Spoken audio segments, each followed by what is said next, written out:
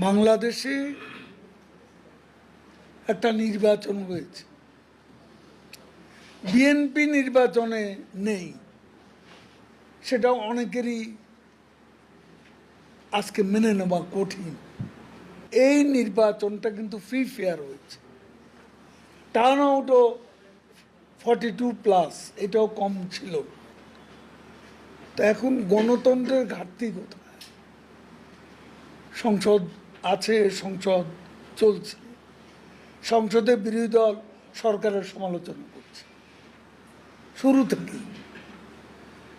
আমরা তো কারো মুখ বন্ধ করে দিই, বাইরেও যারা সংসদে নেই, বিএনপিও যখন যা করছে ফ্রি স্টাইল বক্তব্য দিচ্ছে।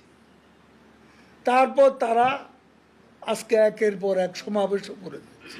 আজকে অনেক দেশে গণতন্ত্রের